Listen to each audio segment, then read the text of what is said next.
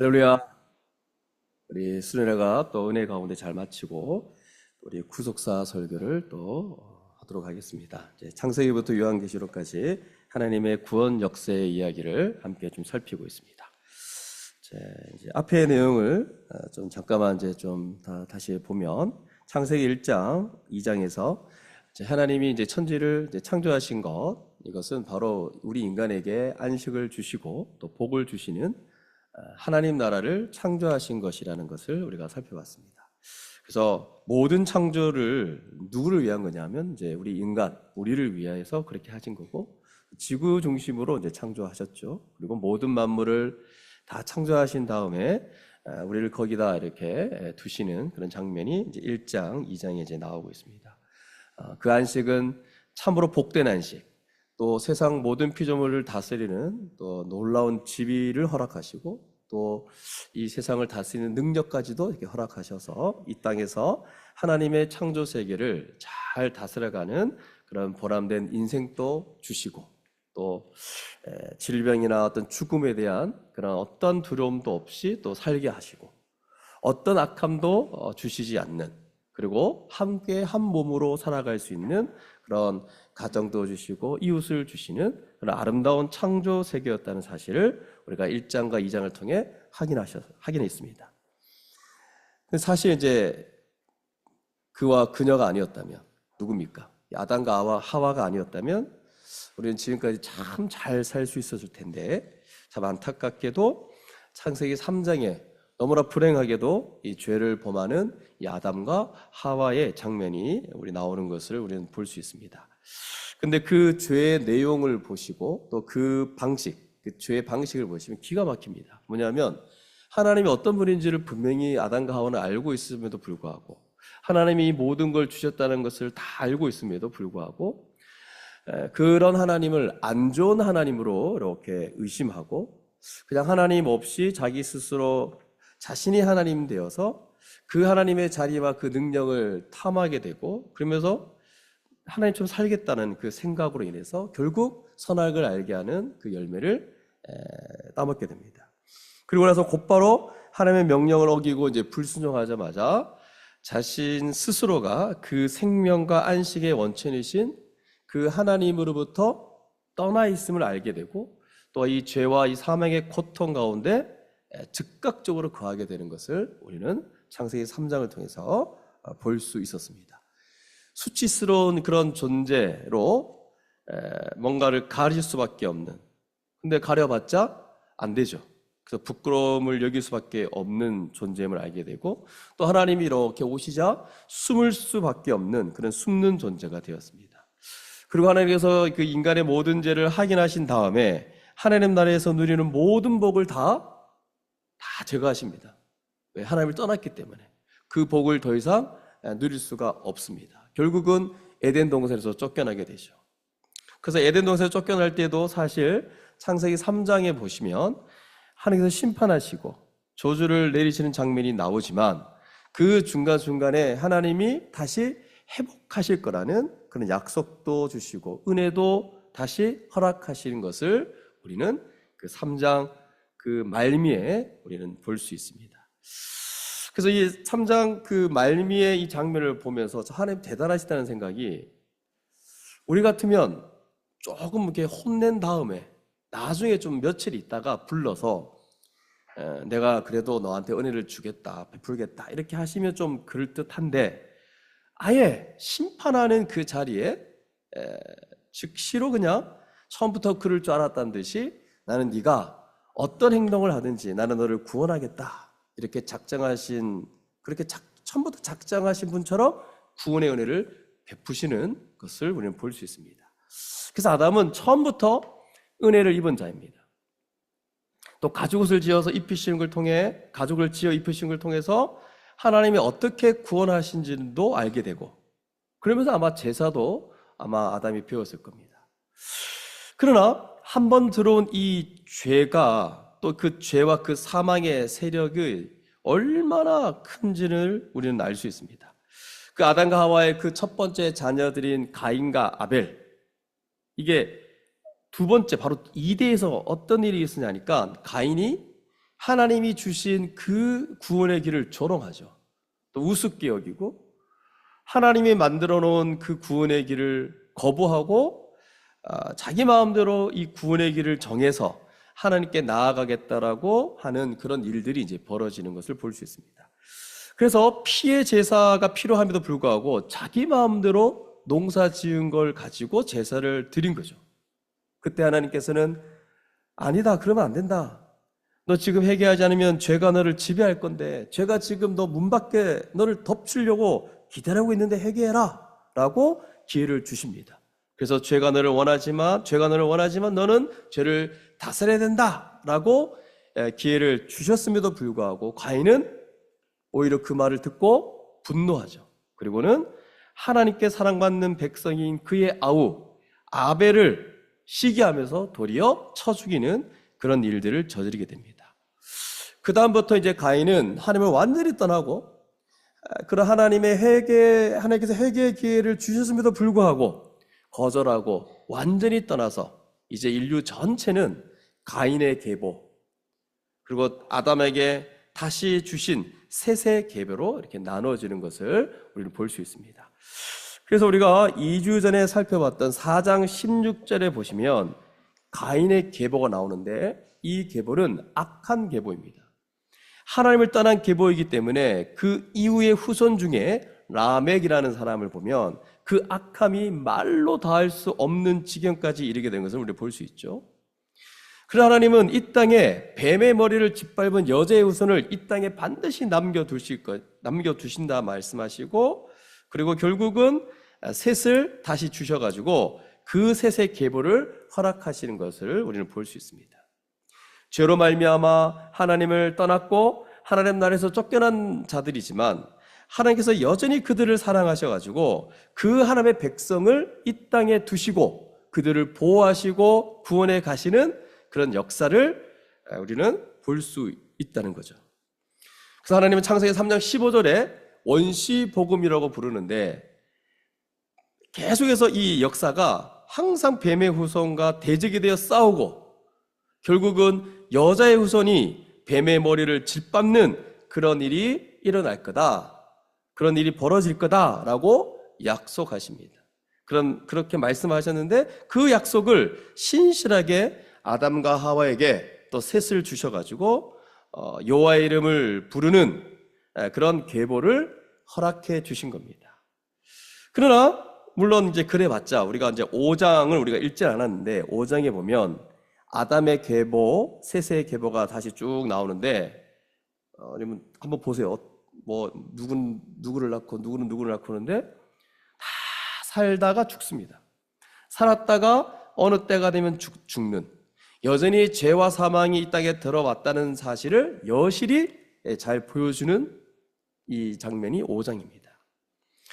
이렇게 이 계보가 쭉 진행될 때 그 중에 아주 특별한 인물을 우리가 만나게 되는데 5장 21절을 보시면 누굽니까?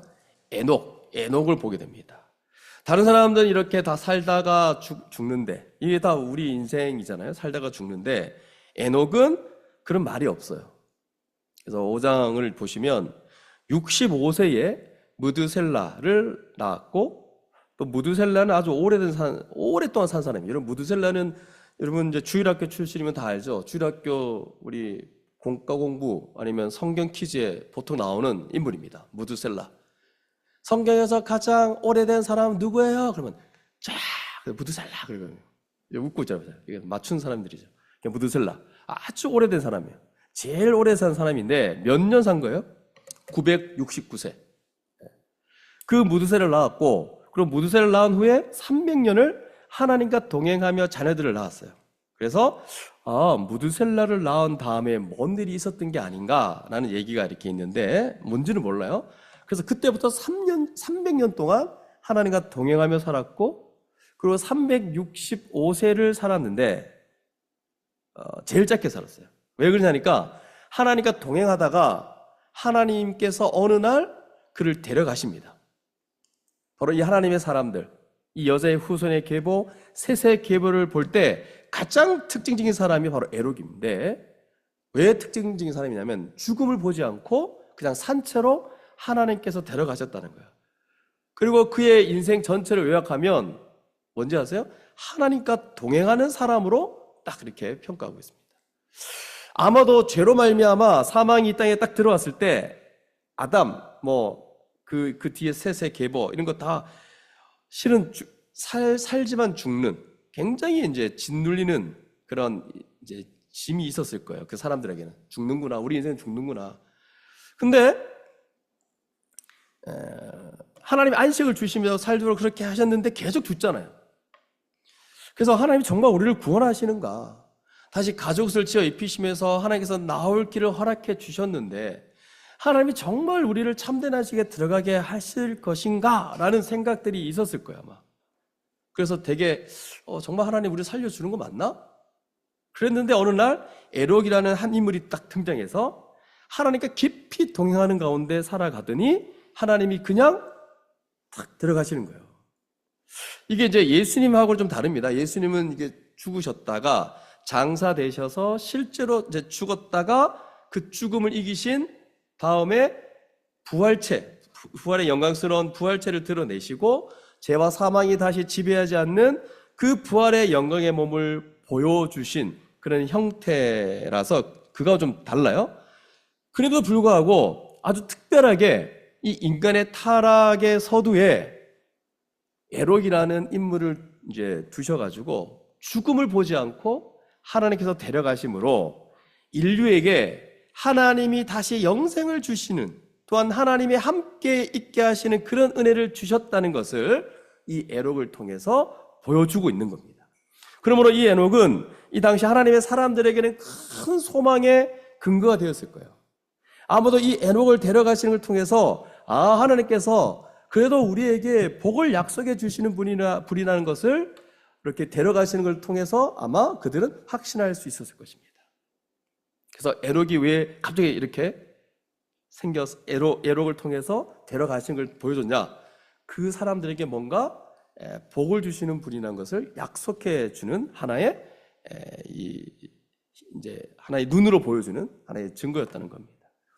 자, 그럼에도 불구하고 사람들은 그걸 봤음에도 불구하고 어떻게 합니까? 전반적으로 이제 타락했죠. 그래서 오늘 읽은 거 보면 전반적으로 타락했는데 어느 정도까지 타락했냐니까 보시면 마지막 노아 한 명 남을 정도로, 아마도 이 타락 이후에 지금 2025년까지 생각해 볼 때 이렇게까지 한 명만 남고 전체가 하나님을 떠난 시대는 아마 없었을 거예요. 그러니까 가장 어두웠던 시기가 바로 이 시대입니다. 근데 성경의 역사를 보면 점점점 이런 시대로 이제 또 가고 있잖아요. 그래서 이 에녹이 하나님과 동행하며 또 하나님의 소망을 주셨음에도 불구하고 여기 나온 몇 명 인물 외에는 점점 하나님을 다 떠나갔다는 것을 우리는 알 수 있습니다. 라멕을 보죠. 라멕은 무두셀라의 아들입니다. 에녹 다음인데 라멕은 노아라는 아들을 182세에 낳았어요. 근데 이름을 노아라고 지었어요. 노아는 뭐냐면 안식이라는 뜻을 갖고 있어요. 그러면서 이게 어떤 의미를 부여하냐면 여호와께서 땅을 저주하심으로 수고롭게 일하는 우리를 이 아들이 안위하니라 하였더라.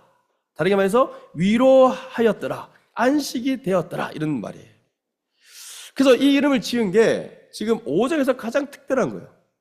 아마도 라멕은 그 아들 노아로 말미암아 어떤 일이 일어날 것을 안 거죠. 특별히 이 시대는 어두워져가는 시대였어요. 이 라멕, 노아 이 시대는 아주 어두워져가는 시대. 무두셀라도 마찬가지고 아주 어두워가는 시대인데 하나님께서 저들을 그냥 두실까? 이대로 사람들이 다 부패한 상태로 이 세상에 망해버릴 것인가? 그래서 결국 이 죄로 말미암아 저주 가운데 살아가는데 그 저주의 하나가 뭐냐면 땅을 저주하심으로 수고롭게 일해야 되는 그런 인생을 계속 살아가야 되는가라고 생각하고 있을 때, 그때 하나님께서 이 모든 걸 심판하시고 이 모든 걸 새롭게 하시면서 하나님의 백성을 구원하실 거라는 것을 라멕에게 알게 하셨던 것 같아요. 그러면서 어떤 일이 일어날지 정확히는 모르지만 라멕은 노아를 낳으면서 하나님이 우리에게 안식을 주시겠구나 하는 소망을 다시 품게 되고, 그리고 그 노아를 두고 이 노아라는 이름을 지었던 것 같아요. 자, 그럼 정확하게 말하면 여러분 에녹이 65세 때 무드셀라를 낳았어요.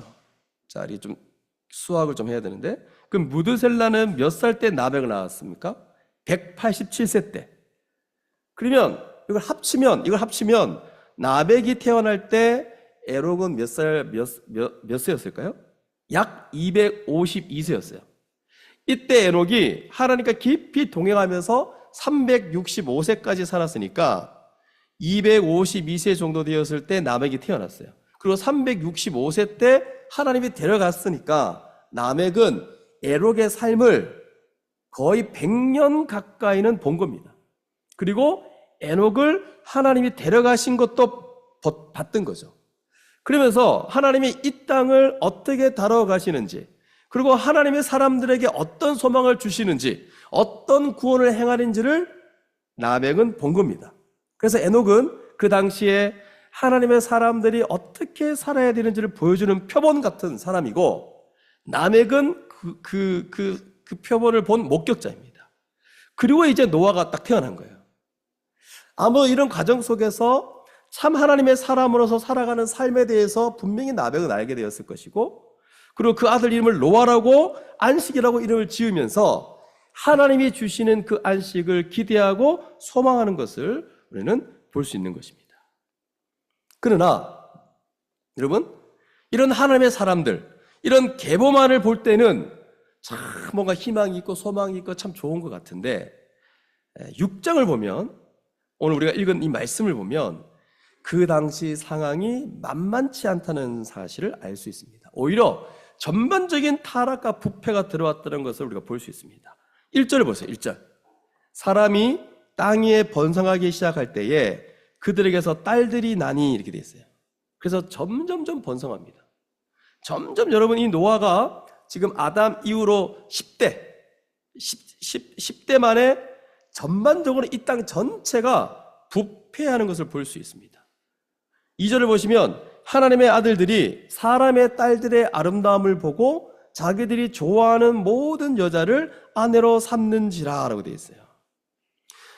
그게 하나님의 아들들은 바로 5장에 나오는 이 하나님의 사람들, 바로 여자의 후손이라고 말할 수 있는 사람들, 바로 이 셋의 계보를 얘기하는 겁니다. 그리고 여기 사람의 딸들이라고 하는 것은 가인의 후예들, 거기에 속한 자들을 말하는 거예요. 하나님은 이렇게 두 그룹으로 나누는 거예요. 그리고 이 땅에 하나님의 사람들을 두셔가지고 하나님의 그 구원 역사를 진행해 가시는데, 근데 제일 큰 문제는 뭐냐면 하나님이 두신 하나님의 사람들이 자신의 위치와 자신의 이 정체성을 버리고 세상에게로 들어가려고 할 때 이제 그때가 문제라는 겁니다. 바로 그거를 2절에서 잘 보여주고 있습니다. 뭐라고 되어 있죠? 하나님의 아들들이 사람의 딸들의 아름다움을 보고 자기들이 좋아하는 모든 여자를 아내로 삼는지라 라고 되어 있습니다. 이렇게 결혼은 최고의 형태의 타협인데, 이게 믿음의 포기인데 지금 이런 일이 이제 벌어지고 있는 거죠. 그래서 이게 어떤 것이냐 그럴 때 4절을 좀 보면 그 내용을 좀 알 수 있습니다. 4절, 거기에 네피림이라는 아주 생소한 용어가 등장하고 있는데, 네피림이 뭡니까 여러분?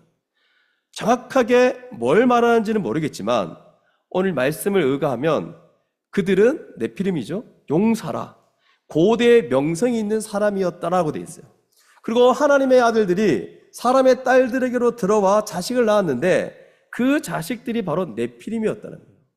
그럼 네피림이 뭐냐? 용사와 명성 있는 사람이라는 것을 볼 때에 굉장히 힘을 바탕으로 해서 이름을 이렇게 높이기를 추구하는 이제 그런 사람인 것을 우리는 알 수 있습니다. 그래서 이게 좋은 의미로 쓰이면 뭐 이렇게 좋게 말할 수 있는데, 근데 여러분, 우리 그리스도인들이 자기가 이렇게 힘을 가져서 자기 힘을 근거로 명성을 추구하고 뭐 명예를 추구하고 높아지기를 추구하냐라고 생각해 볼 때 우리 그리스도인들은 전혀 그렇게 살아가지 않죠. 우리 신자들은 오히려 의와 사랑으로 살아가기로 작정한 자, 오히려 힘보다는 거룩함으로 또한 헌신하며 자기를 부인하며 살아가는 자들이 바로 그리스도인입니다. 그러니까 이 네피림은 어떤 것이냐면 당시에 사람들이 살아가려는 삶의 방식이었어요. 힘을 추구하고 또 그걸 통해서 자기를 높이고, 그래서 이 땅의 것으로 살아가려는 사람들의 모습을 잘 그려주고 있는 것이고, 그런 지향점을 가진 사람들이 바로 네피림이었다는 사실입니다. 이 네피림은 여기 말고 민수기 13장 33절에 딱 한 번 등장하는데, 이스라엘 백성이 출애굽한 다음에 가나안 땅에 들어가기 전에 12명을 각 지파별로 한 명씩 해서 정탐꾼을 보내는 장면이 있습니다. 이 정탐꾼을 보내서 40일간 거기를 둘러보는데, 그 정탐이 끝난 다음에 12명 중에 10명이 어떤 얘기를 하는지 아세요? 우리는 이 땅을 정복하지 못한다, 이렇게 얘기합니다. 그 나머지 2명은 누굽니까? 여호수아, 갈렙. 그 여호수아, 갈렙은 반대로 들어가자, 이렇게 말합니다. 근데 그 10명이 왜 들어가지 못하겠다고 얘기했냐니까, 그 땅에 네피림을 봤다는 거죠. 바로 가나안 사람들이 네피림이었다는 것입니다. 그들이 아주 거인이었고 힘이 있고 욕망한 자여서 우리는 도무지 이길 수 없다, 이렇게 얘기하는 거예요. 그럼 여호수아, 갈렙은 뭐라고 얘기합니까? 저들은 우리의 밥이다, 얘기합니다. 여러분, 이렇게 관점이 다릅니다. 어떤 사람은 거인으로 보고, 또 어떤 사람은 밥으로 보는데, 아주 큰 밥이겠죠. 큰 밥. 조그만 밥은 아닐 것 같아요. 그러니까 그러면서 이렇게 말하죠. 그들에 비해서 우리는 메뚜게 왔다. 이 거인으로 본 이 10명은 얼마나 겁을 먹었으면. 근데 믿음의 사람들은 그 거인을 보더라도 밥으로 보는 거예요. 그러면 그때 그 실제 모습이 거인이었냐? 아무도 그렇진 않았을 것 같아요. 근데 힘을 추구하고 자기 힘을 드러내고 힘으로 뭔가 무장하는 사람들이었기 때문에 믿음이 없이 약해진 마음으로 그들을 보면 아마 겁을 먹게 되어 있더라는 겁니다. 그래서 이 가나안 족속의 특징이 바로 네피림이었다는 거. 여러분, 멸해야 될 가나안 족속, 이 세상 사람들의 전형적인 모습을 지닌 가나안 족속, 그 사람들의 특징으로 얘기하는 거 보니까 지금 하나님의 사람들이 지금 뭘 추구하냐면, 뭘 추구할까요? 이 세상 사람들이 그냥 좋은 거예요. 그들이 생각하는 그 힘, 그게 무력이든 부든 상관없이 힘을 추구하는 그들의 삶이 좋아 보이니까 하나님의 아들들이 그걸 추구하는 거예요. 그러니까 사람의 딸들, 가인의 후예들의 삶의 방식이 좋은 거예요. 그래서 어떻게 됩니까? 타협하고 그들의 삶의 방식을 받아들이는데, 그 삶의 방식을 받아들인 최고의 형태가 뭐냐? 결혼이거든요. 결혼. 최고의 연합. 그래서 그들과도 결혼해서 자기의 특징을 완전히 잃어버리는 그런 존재로 살게 되는 거예요. 바로 지금 그 과정을 지금 묘사하고 있는 겁니다. 그래놓고 자녀를 낳습니다. 자녀를 낳아서 의와 헌신, 성김, 사랑으로 이 세상을 살아가도록 하는 하나님의 뜻이 있는데, 거기에 자기가 가장 좋아하고 아름답게 보이고 괜찮아 보이는 이 세상의 삶의 방식, 즉 네피림의 삶의 방식을 그의 자녀들에게 살게 한 것이라는 겁니다. 그리고 어떻게 됩니까? 하나님의 사람들은 앞으로 그 삶의 특징을 잃어버리고 살게 되는 거죠. 그러다 3절에 보니까 하나님께서 뭐라고 말씀하시냐면, 우리 3절 말씀을 한번 같이 읽어보세요. 3절. 3절 말씀을 한번 같이 읽어보겠습니다. 3절 시작.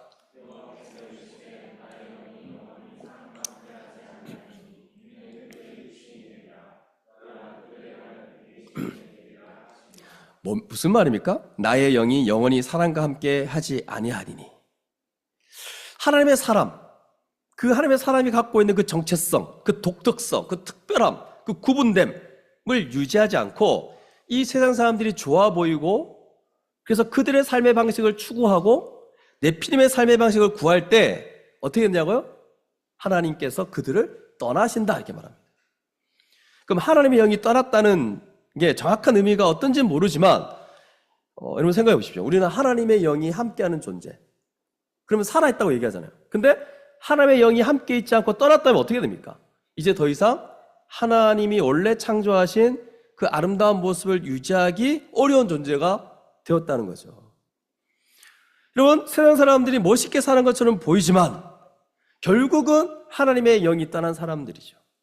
그들이 온갖 교양과 아름다움을 포장하고 또 자기가 삶을 잘 산다라고 아무리 포장해 가지고 만들어서 이렇게 드러내지만 뭐라고요? 하나님의 영이 떠난 자입니다. 하나님의 영이 떠나면 삶의 내용은 자기 본성에 충실하죠. 이미 하나님의 형상의 아름다움, 그 고귀함은 사라질 것이고 겉보기와 다르게 실제 그 본성대로 자기를 위해 살아가는 자가 되겠죠. 그 하나님의 형상, 그 아름다운 인간성 이런 걸 다 잃어버린 존재로 살아가는 거죠. 그래서 하나님의 영이 떠났다는 말은 그냥 한마디로 말하면 거의 짐승 수준이 된다는 겁니다. 나의 영이 영원히 사람과 함께 하지 아니하니라. 그리고 이 말씀하신 후에 뒤에 보니까 이는 그들이 육신이 됨이라. 동물적인 본성으로 살아간다는 겁니다.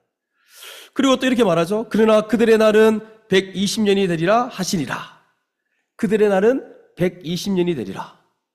요게 두 가지 해석이 있는데, 하나는 앞으로 120년 이상 못 산다 이런 의미로 이제 받아들이는 해석이 있습니다. 근데 요게 이제 좀 힘든 게 그 앞에 보면 무드셀라도 969년 살았고 나백도 777세 살았고 120년 넘지 못한다라고 해석하는 분이 있는데 좀 이렇게 보기가 힘들죠. 그 뒤에 노아도 수백 년을 살았고 또 아브라함도 175세를 살았고 이삭도 180세를 살았고 야곱도 147세를 살았으니까 좀 맞지 않다. 그럼 어떻게 봐야 됩니까? 이건 뭐냐면 이 말씀을 하신 시점 이후에 120년 후에 홍수로 전체 심판하신 걸로 해석하면 될 것 같아요. 그래서 노아 홍수대가 언제냐니까 노아가 600세 되던 해입니다. 그래서 노아가 이 말씀을 듣고 방주를 만들기 시작할 때를 보통 480세로 보는 거거든요.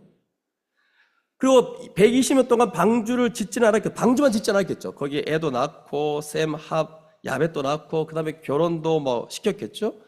어쨌든 간에 120년 동안 그렇게 하고 그리고 베드로전서나 베드로후서나 뭐 마태복음, 누가복음에 나오는데 노아가 그 생애 동안 회개하라고 복음을 전했대요. 근데 한 명도 듣지 않았어요. 근데 이 심판하라고 심판한다고 복음을 전한 그게 이제 그들의 죄를 더 분명히 드러내고 그리고 하나님이 그럼에도 불구하고 너희를 회개하지 않았다라고 말씀하시는 근거가 되기도 했다는 거죠. 어쨌든 간에 이 세월을 보내면서 600세 때 홍수가 온 거예요. 이게 오늘 이 본문에서 말하고자 하는 내용입니다. 그래서 600세가 됐을 때 홍수가 온 거예요. 120년이란 이 의미를 이렇게 이제 보면 될 것 같아요. 자, 그러면 오늘 이 말씀을 통해서 우리가 몇 가지 좀 생각해 보기 원하는데, 자, 노아 때는 아담에서부터 시작해서 거의 한 10대의 세대가 지난 거잖아요. 그러면 여러분 이 10대가 지나면서까지 이런 내용들을 이제 다 기억하고 다 전수가 되었을 텐데, 뭐 하나님이 어떤 분이고 하나님이 좋은 거 주시는 분이고 이렇게 다 전수가 되고 다 이 자녀들에게 다 이런 생각들이 다 갖고 있었을 텐데 어떻게 이렇게 오늘 창세기 6장처럼 급속도로 타락했는지, 이 인간들이 왜 이렇게 됐을까요? 바로 하나님의 아들들이 무너지니까 걷잡을 수 없게 된 거예요. 그러니까 하나님의 아들들이 무너지니까 걷잡을 수 없게 되고 세상 전체, 온 세상이 다 무너진 거예요. 그래서 5절을 보면 하나님께서 뭐라고 말씀하고 있냐면 사람의 죄악이 세상에 가득하다. 세상에 가득하다. 이건 포괄성이에요. 아주 넓다는 거죠. 전체가 다 죄로 가득 차다. 그 세상 전체에 가득한데 한 사람을 두고 본다면 이렇게 표현할 수 있죠. 그의 마음으로 생각하는 모든 계획이 어떻다고요? 항상 악하다라고 표현합니다. 그러니까 하나님을 떠나고 또 하나님께 계시를 받고 그 구원의 은혜를 받은 사람들이 자기의 길을 걸어가고 하나님의 뜻에 따라 살기를 딱 포기하자 어떤 일이 벌어지냐니까 그 죄악이 세상에 가득한 거예요. 그리고 각 사람마다 그 마음에 생각하는 모든 계획이 항상 악한 거예요, 지금. 이걸 11절에 뭐라고 얘기하냐니까 우리가 읽지 않은 부분인데 그때에 온 땅이 하나님 앞에 부패하여 포악함이 땅에 가득한지라 이렇게 됐어요. 부패하여 포악함이 가득한지라. 창세기 6장 12절 하반절을 보시면 땅이 부패하였으니 이는 땅에서 모든 혈육 있는 자의 행위가 부패함이었더라. 13절을 보시면 하나님이 노아에게 이르시되 모든 혈육 있는 자의 포악함이 땅에 가득함으로 이렇게 되어 있어요. 그럼 여기 포악함이라는 단어가 뭘까요? 포악하다 이 말은 무법천지다 이 말이에요. 폭력을 휘두르고 뭐 한 번씩 미국의 뭐 로스앤젤레스 이런 데 보면 막 무법천지가 될 때가 있죠. 법도 없고 뭐 폭력 휘두르고 자기가 취할 수 있는 거 다 취하고 다 빼앗고 이런 무법천지가 일어났다는 거지. 그런 삶을 얘기합니다. 또 어떤 번역본을 보면 이렇게 돼 있어요. 하나님이 보시는 온 세상이 다 썩었고 무법천지가 되어버렸다는 거죠. 아무것도 통제할 수 없는 그 악함이 이 온 땅 가운데 그냥 다 번져 있는 거.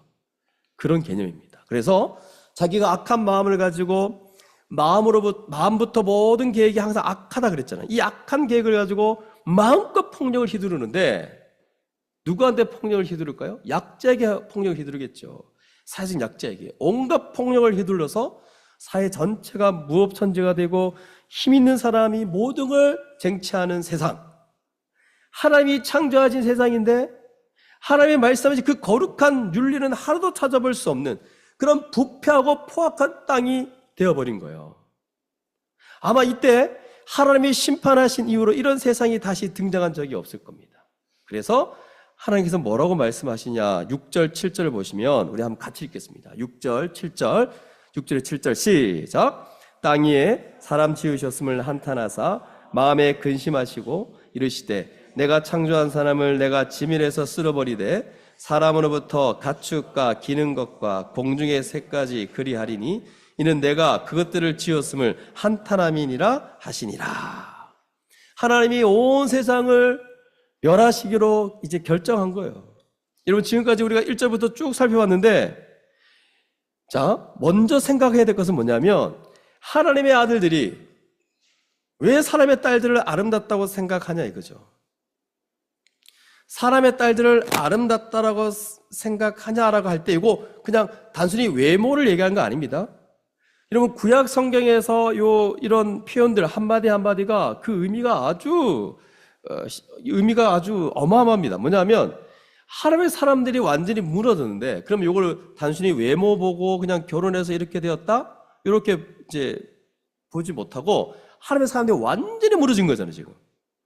그러니까 뭔가 사람들의 모습 속에서 하나님의 사람들이 아닌 가인의 후예들 속에서 뭔가 좋아 보이는 것을 하나님의 아들들이 봤다는 거예요.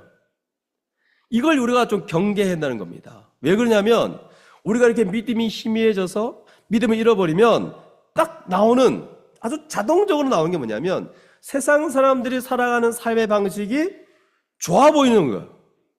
이게 믿음이 희미해질 때, 믿음을 잃어버릴 때 나타나는 자동적인 결과입니다.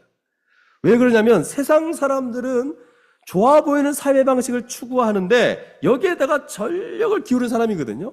여기에 모든 걸 거는 사람들이에요. 세상 사람들은 여기에. 그래서 요한에서 2장 15절과 17절을 보시면 이 세상 사람은 여기에 전력을 다하니까 뭔가 좋아 보이는 거예요. 여기에 뭔가 있는 것처럼 보여요. 왜? 온통 평생을 거기다가 시간과 에너지와 이런 걸 다 쓰거든요. 그래서 요한에서 2장 15절 17절을 보시면 뭐라고 되어 있냐면 이 세상이나 세상에 있는 것들을 사랑하지 말라 이렇게 되어 있어요. 우리 한번 찾아보죠. 요한복음 2장 15절에서 17절. 자, 요한복음 2장 15절에서 17절. 자, 한번 보시고 같이 읽지는 않겠습니다. 보시면 뭐라고 되어 있냐면 이 세상이나 세상에 있는 것들을 사랑하지 말라. 누구든지 세상을 사랑하면 아버지의 사랑이 그 안에 있지 아니하니 이렇게 되어 있어요. 이렇게 얘기하면서 이제부터 세상을 사랑하지 말라 그랬잖아요. 그럼 세상에 있는 것들이 어떤 것인지 말해주겠다 그러면서 얘기한 게 뒤에 나옵니다. 그게 뭐냐면 이 세상의 특징이에요. 육신의 정욕, 안목의 정욕, 이생의 자랑이다 이렇게 말해요. 그럼 이게 뭐냐면 육신의 정욕은 하나님의 통제를 받지 않고 그 죄된 본성에 의해서 자기가 원하는 대로 정욕대로 살아가는 삶의 방식. 근데 이게 어떤 뚜렷한 특징을 지니냐면 보기에 좋은 걸로 안목의 정욕에 따라 이루어진다는 거죠. 자기 마음대로 살아가는 게 딱 첫 번째가 눈에 보이는 걸로 보기에 좋은 거 그걸 얻기 위해 인생 전체를 쓰는 겁니다. 그러다가 그게 생겼다. 그럼 어떻게 될까요? 이생의 자랑하는 인생으로 살아가는 거죠. 뭐 눈에 보이는 것을 가지고 자기 마음대로 이제 정욕을 이제 누리고, 그리고 이제 딱 이게 누리면서 이게 들어와 있잖아요. 그럼 이거를 또 자랑까지 합니다. 그래서 이 세상 사람들은 내면의 아름다움 이런 것보다 겉으로 드러난 어떤 이 자극적인 뭔가 눈에 보이는 것으로 압도하는 것에 다 마음이 가 있어요. 뭐 우리 결혼할 때도 보면 우리 그리스도인들은 결혼할 때 이 내면의 아름다움을 다 보고 결혼하셨죠? 제가 볼 때는 아닌 것 같은데, 하여튼 왜 내면의 아름다움을 보고 결혼한 것 같은데, 제가 이제 결혼 예비학교 할 때 외모는 5%만 봐라, 5%만 봐라. 근데 잘 안 되죠. 예. 어쨌든 신자들은 베드로전서 같은 데 보면 여성들은 아름다움을 꾸밀 때 외적인 걸 꾸미는데 너무 신경 쓰지 말라 이렇게 돼 있어요. 뭐 이게 치장하는 거 이런 걸로 꾸미지 말라, 내면을 꾸미라 이렇게 돼 있어요. 그러니까 이게 실제로 여러분 본질적으로 한계를 갖고 있어요. 이 외모로 뭔가 꾸미는 데 있어서는 하나님이 주신 거룩함으로 내면을 치장할 때 그게 우리 영의 사람들은 보이거든요. 내면의 아름다움이라는 게 뭔지를 안다는 거죠. 이게 얼마나 가치 있는 건지 안다는 거죠. 그래서 이 외모뿐만 아니라 우리의 삶의 방식도 하나님이 거룩하게 여기시는 삶의 방식으로 꾸미게 되어 있다는 겁니다. 그러니까 여러분 여기 육신의 정욕, 안목의 정욕, 이생의 사랑을 추구하는 사람들에게는 지금 제가 뭐 결혼할 때부터 해서 삶의 방식을 얘기할 때 이게 너무 이상하게 보이는 거예요. 여러분 지금 직장에서도 그 바깥에 나가보세요. 다 모든 사람들은 다 그냥 눈에 보이는 것에 다 그걸로 선택하고 그걸로 다 결정합니다. 단적으로 결혼을 말했지만 다 그거예요. 다 그거예요. 뭐 내면의 아름다움 뭐 이런 거 이제 그런 가치를 또 중요시하는 사람 또 뭐 간혹 있더라고. 근데 대부분은 다 눈에 보이는 것들이에요. 그러니까 제가 그만 이런 얘기하면 이상하게 생각해요. 근데 우리 입장에서는 그게 이상하게 보이는 거죠. 어떻게 저렇게 가치 없는 것들을 추구할까? 그래서 여러분 광고 같은 데 보면 광고나 뭐 요즘에 쇼, 뭐 노래, 하여튼 엄청나죠?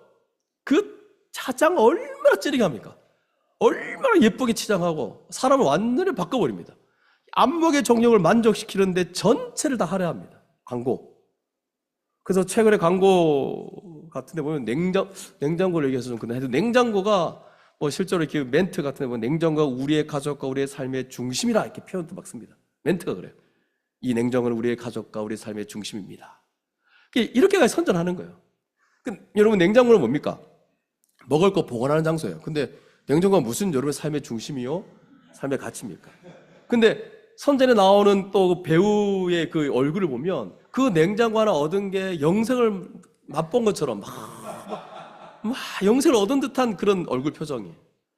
그러니까 진짜 물어봐야 될 것 같아요. 진짜 그러냐고.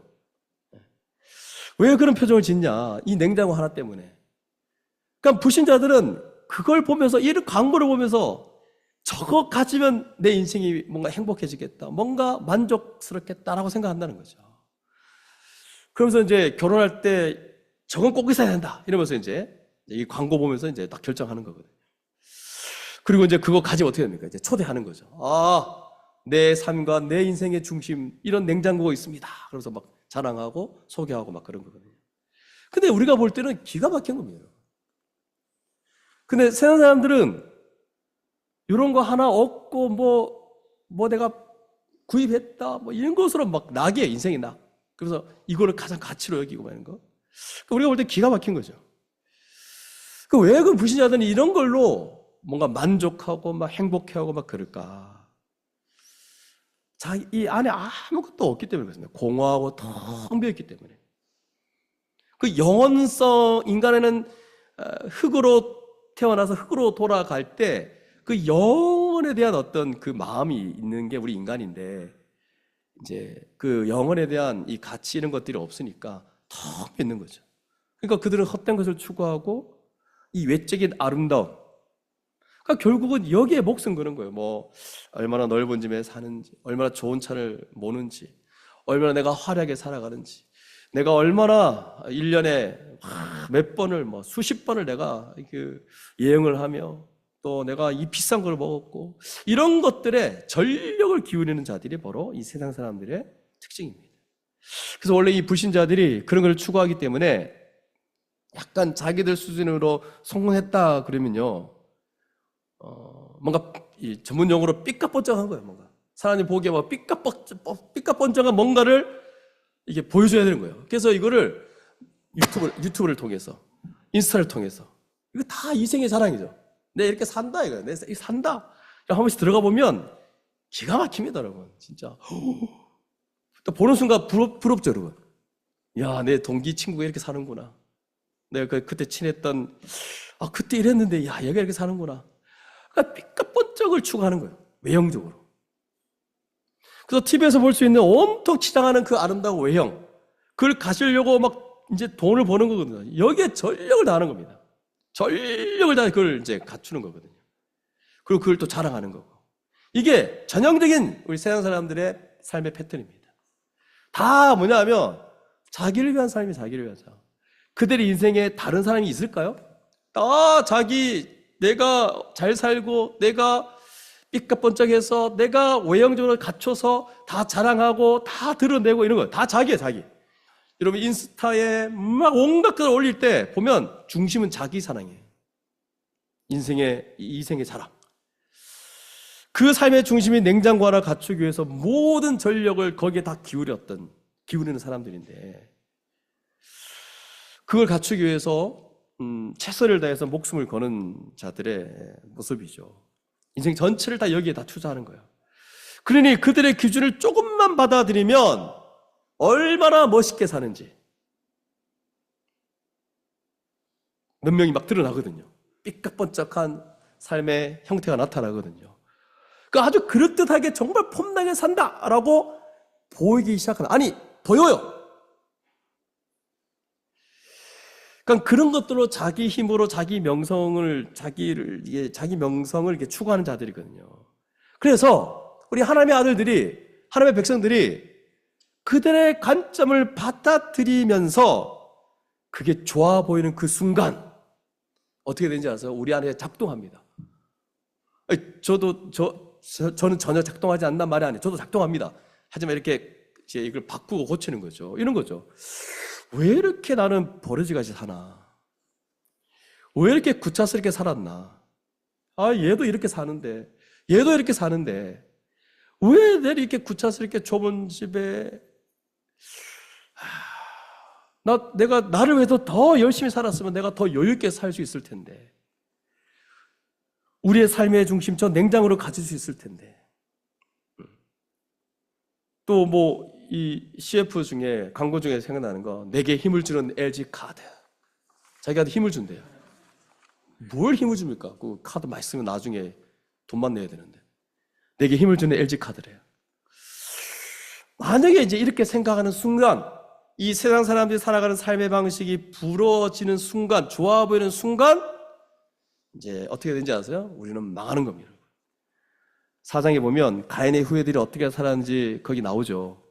여러분, 가인의 후예들을 보십시오. 가인은 성을 쌓고 문명을 발전시키고 장막에 거주하면서 가축을 치고 불을 늘리고 수금과 퉁소를 개발해서 음악을 즐기고 예술을 즐기고 구리와 쇠로 여러 가지 기구를 만들면서 다양한 기구들을 갖추고 거기에다 또 한 아내가 아니에요. 두 아내를 얻어서 세상의 쾌락을 막 추구하며 자기에게 잘못을 행하는 자들을 용서하지 않고 몇 배나 갚죠.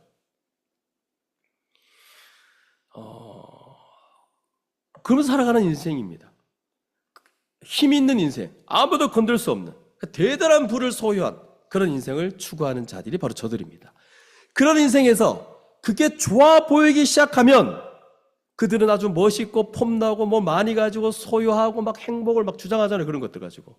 남들이 보기에 그 안목의 정욕을 만족시키는 전력을 다하니까 행복하지 않지만 행복한 듯이 보이는 거예요. 그들의 인생은 두려운데도 두렵지 않는 것처럼 보이는 거예요. 그렇게 보이는데 전력을 기울이니까 다 보이는 인생이에요. 거기에 전력을 기울이니까 그게 그들의 인생이거든요. 근데 여러분 생각해보면 그들의 인생은 광고 같은 인생이에요. 30초짜리 광고 같은 인생. 만약에 그게 여러분 하나님의 백성들이 좋아 보이면 하나님의 사람들은 이제 끝이에요. 이미 그런 걸 보고 좋아! 마음에 딱 들어오는 순간 이미 여러분은 그 방식으로 살려고 할 거예요. 끝이에요, 여러분. 그러면 창세기 3장 6절에도 이미 나왔어요. 여자가 그 나무를 본즉 먹음직도 하고 보암직도 하고 지혜롭게 할 만큼 탐스럽고 한 나무인지라. 그러면서 여자가 그 잎을 따먹었거든요. 본즉. 그러니까 여기하고 조금은 다르지만 똑같아요. 여기도 보고라고 할 때 뭘 봤냐? 사람의 딸들의 아름다움을 봤어요. 아름다움. 이 아름답다는 이 표현이 칼로스예요. 그냥 좋아요. 좋아 보이는 거예요. 좋아 보이는 거예요. 그리고는 결국 삼는다리 되죠. 마지막 삼는지라 돼요. 삼는지라.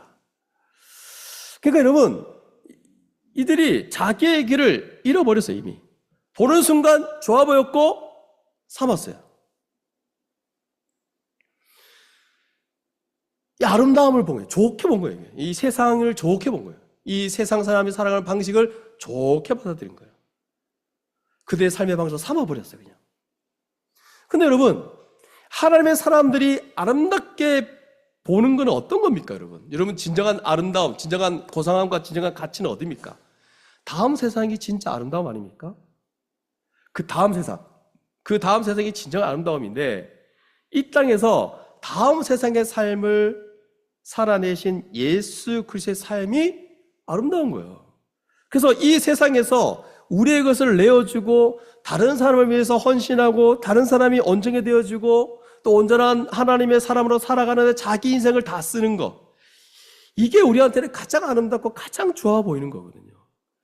그렇게 해서 만들어진 공동체, 우리가 함께 살아가는 이 공동체, 우리 주님이 머리 대신 이 주님이 다스리는 이 공동체, 이게 우리한테 가장 아름다운 것인데, 만약에 이 아름다움이 진짜 아름다움을 알지 못하고 저들에게 있는 그 외적으로 꾸민 그 30초짜리 되는 광고 인생을 아름답게 여기는 그 순간 우리 인생은 이미 끝나는 거예요. 하나님의 사람으로서 그 고귀한 인생을 잃어버리게 되는 것이고, 하나님의 뜻을 순종하며 살아가는 걸 우습게 여기고 귀찮게 여기고 그걸 안 믿고 살아가는 자가 되는 거예요. 그래서 그 다음부터 이 세상 사람들의 삶의 방식, 그들이 만들어 놓은 그 외적인 외향과 이런 것들을 자기 인생과 비교하게 되고, 그러면서 왠지 불행한 것처럼 느껴지고, 그러면서 그렇게 살아가는 거예요.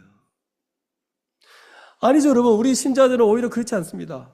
우리가 살아가는 삶의 방식이 가장 탁월하고 가장 고상하고 가장 아름다운, 원래 하나님의 형상대로 창조되어진 것이고, 우리가 함께 이게 힘을 합쳐서 함께 다른 사람을 섬기는 것, 또 내가 가진 것으로 다른 사람에게 나눠주는 것, 그래서 함께 어우러져서 한 몸이 되어가는 공동체. 그러면서 여러분, 그런 공동체가 100배의 복을 받는다 그러잖아요. 이런 걸 통해서 이루어가는 이 삶의 탁월성과 우월성과 이런 것들을 가지고 오히려 기쁘게 여기고 가장 고상하고 가장 가치 있는 것으로 여기면서 이걸 땅 속에 묻힌 부활하고 생각을 해야 되는데, 그래서 주님의 뜻을 따라 살아가는 것이 마땅한데, 이게 가장 복된 삶이고 의와 평강과 희락과 하나님의 뜻에 순종하며 의의 열매를 맺는 의로운 삶을 살아가는 것인데, 이런 세상 사람들이 추구하는 그런 외향을 추구하는 삶의 방식에 빠져버리면 제가 금방 말했던 이 모든 것들을, 하늘로부터 오는 모든 기쁨, 그 평강 이런 것들을 다 잃어버리는 거예요. 왜? 거기에 마음이 빼앗기니까. 이걸 가지고 믿음을 잃어버렸다고 얘기하는 거거든요. 왜? 어떤 믿음? 하나님이 약속하신 것을 바라보지 못하는 걸 의지하고 신뢰하는 것이기 때문에 그 믿음을 잃어버리면 세상이 약속하는 걸 의지하고 그것을 추구하는 삶을 살게 돼 있거든요. 바로 이걸 가지고 믿음을 잃어버린다고 말하는 겁니다. 세상의 것이 좋아 보이고, 그래서 어떻게든 이 땅 가운데 열심히 일하고 직장에 가서 돈 많이 벌어서 자신의 인생의 외향을, 눈에 보이는 것을 더 누리고 거기에 자신의 모든 걸 돈을 쓰고, 그리고 또 이 미래를 준비하기 위해서 뭐 어떻게든 뭐 저축은 해야 됩니다. 여러분, 저축하지 말란 말 아니라 꼽을 쳐놓고, 전문 용어 많이 나오죠. 전문 용어. 꼽을 쳐놓고 뭐 어떻게든 축적해서 미래의 그 불안과 두려움을 어떻게든 해결해 보려고, 이거 다 추하게 살아가는 인생의 모습입니다. 이런 것들은 다 뭐냐면 하나님을 믿지 못하는 모습, 이 세상을 의지하고 하나님의 주시는 이 세상에 대한 믿음을 잃어버리고 오히려 이 세상의 것들을 얻으면 이게 더 아름답고 더 행복한 삶을 만들어 줄 거라는 그런 착각 속에 살아가는 거죠. 그래서 여러분, 아담과 하와처럼 이 사단의 유혹에 빠지는 인생을 우리는 지금도 살아가게 되는 거죠. 그래서 제가 볼 때는 선악을 알게 하는 그 나무 앞에 우리는 날마다 써 있는 것 같아요. 선악을 알게 하는 열매와 생명나무, 어떻게 더 좋아 보이냐, 그죠? 옆에 있는 생명나무가 더 좋아 보이냐, 아니면 외양으로 화려하게 맛있어 보이는 아니죠. 하나님의 말씀과 약속에 의지하여 그 생명나무로 갈 거냐, 아니면 그냥 외양으로 화려해 보이는 그쪽으로 갈 것이냐. 우리 인생에 매번 어쩌면 이 결정에 따라 우리의 인생이 그쪽으로 가냐, 이쪽으로 가냐라고 이제 결과가 나타나는 것 같아요. 근데 여러분, 우리 신자들 중에 누가 이런 걸 소망하겠습니까? 제가 볼 때는 저희 교회 아닌 사람들 중에는 제가 금방 앞에서 말했던 이런 모습에 막 마음이 빼앗겨가지고 맨날 뭐 세상 사람들처럼 불신자처럼 그렇게 하지는 않을 거예요. 그렇지 않을 거예요. 그 과거를 생각해요. 과거를. 그 전을 생각해 보십시오. 이 세상의 사람들이 막 늘 전력을 다해서 살아갔던 그 생활 방식들이 우리 안에 있지 않았나요? 그거 생각하면 좀 미련하고 되게 부끄럽기도 하고 막 그렇죠. 왜 그런 생각을 했는지. 막 마음에 끌려가지고 막 거기에 막, 그거 생각하면 막 부끄럽고. 왜 그랬는지. 그러니까 누가 그런 인생을 사모하고 누가 이 땅의 것들을 추구하겠습니까? 누가 이 땅의 것들을 아름답게 여기고 그걸 얻으려고 막 애를 쓰고 막 그러겠습니까? 지금 남은 인생 얼마 없는데, 그 얼마 남지 않은 인생에 그 냉장고에 뭐 목숨 걸고 그러겠습니까?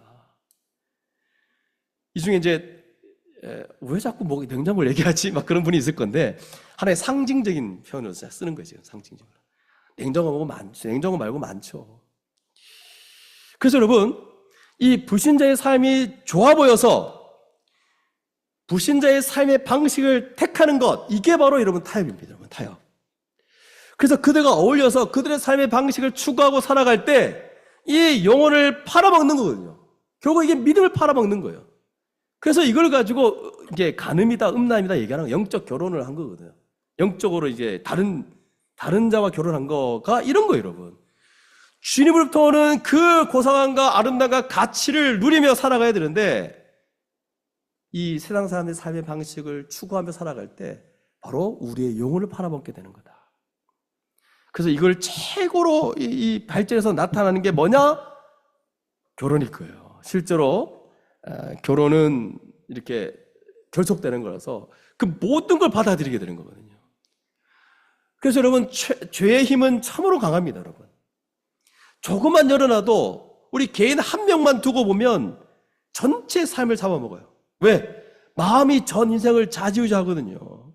그래서 우리 기독교 신앙에서는 외형을 바꾼다고 해서 안 되죠, 여러분. 뭐 몇 가지 지킨다 해서 되는 부분이 아니에요. 마음이 안 바뀌면 소용없어요. 그러니까 외적으로 자꾸 뭐 규제하고 규칙 만들어서 이렇게 한다고 되는 게 아닙니다. 뭐 예배를 뭐 시간을 뭐 20분 일찍 와라 해서 지금 우리가 하고 있지만, 근데 이것 가지고 뭐 10분 전에 20분 전에 온 사람은 더 하나님께 더 가까이 나가고 10분 전에 온 사람은 덜 나간다, 이렇게 말할 수 없어요.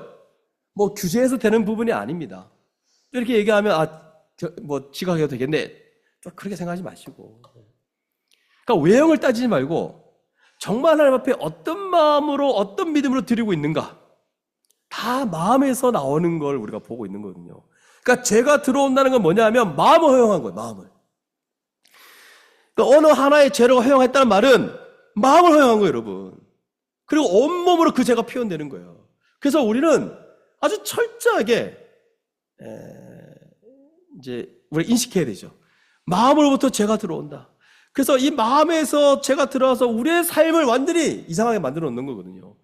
그 어떤 것도 우리에게 들어오지 않도록 싸우고 또 싸우고 또 싸워야 되는 거예요. 근데 놀랍게도 한 개인이 아니라 이 교회 전반으로 들어올 때가 있어요. 하나님의 말씀을 선포하고 제대로 하나님의 말씀대로 살아가는 그 삶을 잃어버릴 때 전반으로 교회 전반이 어두워지는 거죠. 오늘 말씀을 보니까 하나님의 사람들이 그 모든 잃어버릴 때 세상 전체가 그 죄악이 세상에 가득하고, 그래서 나타난 결과가 모든 사람들의 포악함이 이 땅에 가득하다 그러죠. 여러분, 이건 하나님이 그냥 두고 볼 수가 없는 부분이에요. 왜 그러냐면 하나님이 이렇게 포악함이 가득한 세상을 창조하신 게 아니거든요. 이걸 절대 하나님이 기대한 게 아닌데 지금 포악하다 그래요. 세상에 가득 차다 그래요. 하나님의 사람들을 거기다 창조하시고 하나님의 형상대로 창조하신 그 이유가 거기다 사람들이 모든 땅의 주로 대리 통치자로서 사람들을 거기에 두시고, 그리고 이 세상에 선함과 의로움이 가득하도록 만들기 위함이었는데, 그것 때문에 이 세상을 사람들을 창조해서 이렇게 두셨는데, 이 포악함이 가득하니까 하나님 입장에서 그냥 볼 수가 없는 거예요. 그래서 다시 시작하려고 홍수 심판을 계획한 게 바로 이제 그 다음 6장, 7장이 나오는 거예요. 그러면 여러분, 하나님의 사람들이 무너지면 다 무너지는 거예요. 하나님의 사람들이 무너지는 거, 이건 조금죄를 허용하기 때문에 그런 거예요. 점점 무너지는 거예요. 그래서 내가 교회를 생각해 보니, 여러분, 전반적으로 교회의 역사를 살펴보면 교회가 한 번에 확 무너진 게 아니라 서서히 타락했어요. 한 번에 뚜렷하게 타락한 게 아니고 점점 타락해서 무너진 거였거든요. 그럼 여러분, 우리 주내 교회가 타락할 때 생각해 보십시오. 우리 교회가 타락하면 어떻게 타락할까 생각해 보면, 갑자기 어떤 사람이 들어와서 백교회 목사는 가짜다 하면서 막 신천지 교리를 막 선포해가지고, 그때 여러분들이 거기에 넘어가죠. 그게 옳은 것 같다 이래가지고 막 그 사람을 따라가서 이렇게 타락하는 게 아니에요. 조금씩 교회가 타락할 거예요. 조금씩. 저 같은 경우도 하나님의 말씀을 조금씩 정직하게 들여다보고 말씀대로 막 얘기하고 이런 것들을 조금씩 서서히 포기하면서 서서히 그 말씀의 뒤로 물러서면서 이런 것도 눈에 안 띄거든요. 그러면서 여러분, 전반적인 성도들도 말씀을 멀리 하면서 급격하게 이제 나중에 어떤 때가 될 때 교회는 타락할 거예요. 완전히 무너질 거예요. 그래서 교회는 어떤 특징이 있어야 되냐면 조금씩 더 강해지는 게 훨씬 더 좋습니다. 점점 강해지는 거. 점점 말씀을 선포하고 더 말씀을 깊이 들여다보고 더 진짜가 뭔지 더 분별해내고 더 강해지고, 그러면서 교회가 살아가는 거거든요. 그래서 여러분, 지금 12년이 지났는데 그 전에 우리가 들었던 말씀 또 반복해서 계속 들을 수 있죠. 물론 그것도 더 다시 상고하고 더 깊이 생각하는 가운데 더 마음에 새길 수 있지만, 만약에 그 전에 우리가 듣고 이해했는 걸로 계속 멈춰져 있다, 그리고 우리도 관성대로 그냥 살아간다, 그렇지 않고 점점 더 자라가고 강해져야 되겠죠. 그래서 우리가 이제 앞으로 구속사 말씀, 보지 못했던 본문 이런 거 계속 보고 우리가 배우지 못했던 성경 공부를 계속 할 겁니다. 그래서 더 분명히 시간이 지나면 지날수록 저도 그렇고 여러분도 그렇고 더 깨달음이 많아지고 더 정직해지려고 싸우고 더 치열하게 그렇게 타협하지 않고 살아가야 되겠죠. 그럴 때 우리 교회는 타락하지 않는 거예요. 제가 이 얘기를 왜 하냐면, 한 번 열어놓은 순간 이 전체를 다 잡아먹어요. 이 죄는. 죄가 한번 아담으로 말미암아 들어오고 나서 전체를 잡아먹잖아요. 그냥 심판 이렇게 딱 끝나는 게 아니라 이제 앞으로 다음 주, 다다음 주 11장까지 계속 살펴볼 건데, 죄가 이 세상을 지배하는 힘이 점점 커져요. 사람들이 하나님을 대적하는 게 이 강도가 처음에 가인이 아벨을 죽였잖아요. 근데 이제 하나님의 계보 자체가 다 무너져가지고 이 세상으로 다 들어가 버려요. 다 심판해 버립니다. 그리고 나온 게 노아 아들 셈, 합, 야벳이거든요. 이 세 아들의 후손 전체가 또 모여서 뭐 하는지 아세요? 11장 끝부분에 가면 바벨탑을 쌓습니다. 이 말은 뭐냐면, 이제는 이 죄가 개인에서 더 확장돼서 집단적이고 국가적이고 전 세계적으로 하나님을 대적하는 그런 나라를 구축하게 된다는 거예요. 죄의 절정을 가져온다는 겁니다. 그리고 이제 12장에 보시면 하나님께서 아브라함을 부르셔가지고 도저히 안 되겠는 거예요. 막 집단적으로 국가적으로 막 이 하나님 나라에 대해서 대적하니까 우리나라를 세우자, 우리 인간의 나라를 세우자 하면서 바베텔 막 싸워요. 교만하죠. 그때 하나님 딱 보시고는 안 되겠다 싶어서 아브라함을 부르십니다. 그래서 새로운 역사를 시작합니다. 11장까지 뭘 말하느냐면 죄의 힘이 이토록 강력하다는 겁니다. 그래서 여러분, 우리 교회도 이걸 우습게 보시면 안 돼요. 얼마나 깊게, 얼마나 넓게 퍼지는지 한번 보셔야 됩니다. 우리의 삶에 그 어느 것도 들어오지 않도록 해야 됩니다. 그래서 우리가 살아가는 삶의 모든 영역에서 가정이든 직장이든 개인의 삶이든 교회든 그 어떤 것도 들어오게 하시면 안 됩니다, 여러분. 그래서 좀 들어와도 그때마다 즉시로 제발 좀 이렇게 쌓아놓지 말고, 그 쌓아놨다가 좋을 게 뭐 있습니까? 죄는 쌓아놓으면 이게 더 다른 쪽으로 확장돼서 요 제일 금방 해결될 거를 자꾸 다른 쪽으로 갑니다. 여러분, 인간이 얼마나 죄성이 많은지, 요 죄인데 요거 해결하면 되는데 요거 해결 안 하니까 다른 걸 자꾸 갖고 갑니다. 그래서 온갖 걸 만들어내고 죄를 죄라 여기면 되고 그냥 인정하고 또 고백하면 되고 즉시로 회개하고 또 다시 새로운 마음을 가지고 시작하면 되고, 이게 참된 신자로 살아가는 모습입니다. 절대로 여러분 악한 것들이 들어올 수 없도록 하시고, 그리고 세상 사람들의 삶이 좋아 보이는 그 순간 여러분 이걸 당연한 걸로 생각하지 마시고 통곡하셔야 됩니다. 아니, 복음을 아는 자고 내 마음속에 그리스도가 오셨고 그러면 하나님의 백성의 다음 삶의 패턴이 있는 것인데, 아니 세상 사람들의 삶이 부러워지기 시작한다? 그게 좋아 보인다? 통곡하셔야 돼요. 애통하는 심령으로 다시 예수께 나오셔야 됩니다. 그리고 거기서 벗어나서 다시 하나님의 백성의 그 독특한 라이프 스타일을 다시 구축하셔야 됩니다. 그래서 여러분, 이게 우리가 한평생 치열하게 싸워야 될 과제예요. 하나님의 뜻대로 살려고 하는데 우리의 삶의 방식은 세상적인 삶의 방식 그대로 가져오고 있는 거예요. 월요일부터 토요일까지 세상 사람들과 방불한 그 패턴을 갖고 있어요. 그냥 똑같이 돈을 버는 방식도 똑같고 또 돈을 쓰는 방식도 똑같고 우리의 외향을 꾸미는 삶의 방식도 너무 그쪽으로 가 있어요. 똑같아요. 이런 삶의 방식을 완전히 바꿔야 됩니다. 재구축해서 하나님의 뜻대로 살아가는 자의 방식으로 바꾸셔야 돼요.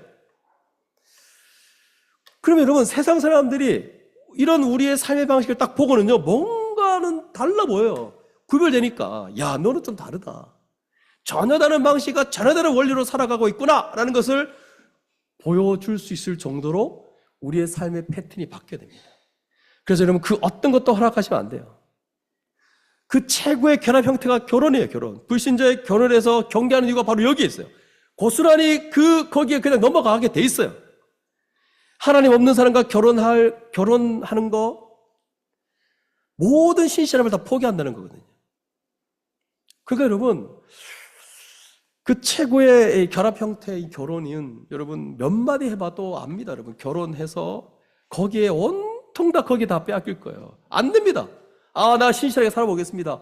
제가 한번 전도해 보겠습니다. 안 됩니다, 여러분. 그 영향이 너무 큽니다. 결국 하나님은 이런 것에 대해서 그냥 두지 않습니다. 그래서 결국은 다 심판하시죠. 오늘 창세기 6장, 7장 다 심판하는 내용이에요. 마지막 때 완전히 이 죄에 대해서 심판하실 뿐만 아니라 이 땅을 살아가면서도 계속 하나님 심판하실 거예요. 우리가 잘 알고 있지, 로마서 1장처럼 내버려 두심으로 심판하고 이 땅의 것들을 멸하시고 징계로 또한 고난을 허락하시면서 그 악한 것들을 심판하시고 막으시고 그리고 마지막 최종적으로 다 심판하실 거예요. 여러분, 하나님이 악한 것에 대해서 심판하지 않는다 생각한다면, 그래서 여러분 가운데 이 심판에 대해서 두려운 마음이 없고 심판에 대해서 아주 가볍게 여긴다면 그거조차도 믿음을 잃어버린 거예요. 여러분, 하나님의 심판을 조롱하는 거거든요. 그래서 이 노아 홍수는 하나님의 심판하신다는 걸 보여주는 아주 귀한 말씀입니다. 귀한 증거예요. 하나님은 인간의 죄에 대해서 그냥 내버려 두지 않는다는 것을 보여주고 있는 거예요. 소돔과 고모라 멸망 같은 것도 대표적으로 이 두 사건이 하나님이 마지막 때에 심판하신다는 것을 보여주는 대표적인 사건. 그렇기 때문에 여러분 이 심판을 두려워하셔야 됩니다. 물론 신자들은 모든 행위 다 하는 게 심판받지는 않아요. 모든 행위 다 심판받아요. 근데 멸망의 심판은 아니지만 주님 다시 오실 때 낱낱이 하나님 앞에 직구해야 됩니다. 이게 심판이에요. 그래서 우리 신자들이 살아갈 때 삶의 중요한 동기 중에 하나가 두려움이에요. 두려움, 여러분. 내가 구원해서 제거되면 어떨까라는 그 두려움이 아니라 하나님 앞에서 살아간 때 이 모든 행위마다 직고받는다. 이 두려움이에요. 거룩하신 하나님 앞에 두려움으로 자기의 삶을 하루하루 살아가는 거. 그러면서 인생 전체를 하나님이 명하신 바 주님이 걸어가신 그 길을 따라 살아가는 삶의 방식을 택하고 그렇게 살아가는 거. 이것이야말로 여러분 우리 주님이 우리에게 원하시는 삶의 방식일 줄 믿습니다. 우리 모두가 그 어떤 죄도 우리 공동체 안에 들어오는 걸 막고 이 세상에 살아가는 사람들의 삶의 방식이 좋아 보일 때 긴장하시고 통곡하시고 어떻게 하면 거기에 벗어날 수 있을지 몸부림치고 하나님은 우리의 이런 죄에 대해서 심판하신 분임을 다시 한번 두려워하는 가운데 우리가 이 땅 가운데 믿음으로 그렇게 살아갈 수 있는 우리 모두가 될 수 있기를 주님의 이름으로 축복합니다. 우리 함께 오늘 말씀을 생각하면서 기도하겠습니다.